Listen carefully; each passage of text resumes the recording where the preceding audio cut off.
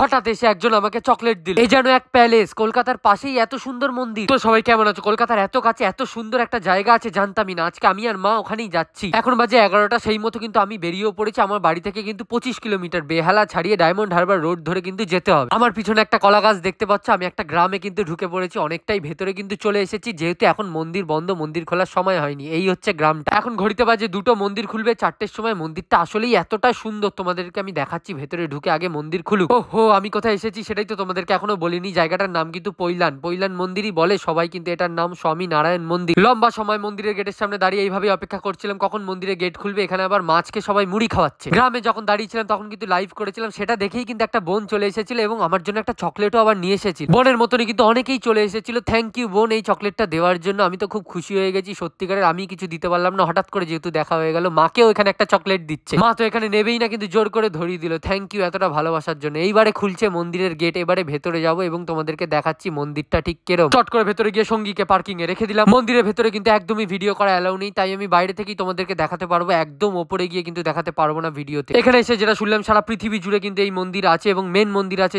সেটা হচ্ছে গুজরাট। ভেতরটা এতটাই সুন্দর ছিল, কোনো রাজা মহারাজাদের সময়ের একটা সুন্দর প্রাসাদ মনে হচ্ছিল। এই সিঁড়ি দিয়ে কিন্তু ওপরে গিয়ে মেন মন্দির তোমাদেরকে দেখতে হবে, কিন্তু এই ওপরে গিয়ে ভিডিও করা একদমই এলাও নেই। আমি কিন্তু এখান থেকে যতটা পারছি ততটা করছি। মা এখানে বলছে এই ফুলটার নাম কি একটা যেন বললো, আমি নিজেই ভুলে গেছি। নিজের চোখে না দেখলে কিন্তু একদমই বুঝতে পারবে না মন্দিরটা ঠিক কতটা সুন্দর। একটা প্যালেসের মতন পুরো লাগছিল। এই ওপরটা তো দারুণ ছিল। এইদিকে আবার বিকেলের শেষের দিকে, তাই সূর্যটা অস্ত যাচ্ছিল। যা সুন্দর লাগছিল চারিদিকের ভিউটা। এত বড় জায়গা নিয়ে এত সুন্দর মন্দির আমি এই প্রথম দেখলাম। এটা আমার দেখা সবচেয়ে সুন্দর মন্দির। এখানে কিন্তু গোশালাও ছিল, আরো অনেকের সঙ্গেই কিন্তু আমার দেখা হচ্ছিল। এই কয়েকটা ভাইয়ের সঙ্গেও দেখা হয়ে গেছে, কিন্তু সবাইকে আমি ভিডিওতে নিতে পারিনি। এবার আমি আর মা যাচ্ছি আমার সঙ্গীকে নিয়ে বাইরে। একদম ওপরে যেহেতু ভিডিও করা বারণ ছিল, তাই কিন্তু সবকিছু তোমাদেরকে পরিষ্কার ভাবে দেখাতে পারলাম না। তোমরা একবার এসে অবশ্যই দেখো। বেহালা জোখা থেকে একটু এগিয়ে এলেই তোমরা পেয়ে যাবে এই মন্দির। পৈলান জায়গাটার নাম। এখানে কিন্তু আবার ভুট্টা গাছও হয়েছে। তারপর আমার সঙ্গীকে নিয়ে আমি চলে এলাম বাইরে। এসে একটুখানি ফুচকা খাওয়ার ইচ্ছা হচ্ছিল। মা তো এখানে লেগে পড়েছে ফুচকা খেতে। আমার তো দেখি একদম জিভে জল চলে আসছে। আহা ওহো ব্যাপার। মন্দিরের একদম গেটের সামনেই বসেছিল এই দাদা। ছোলা মটর চানাচুর ধনেপাতা একদম সুন্দর করে ঝালঝাল করে মাখাতে বলেছিল। মা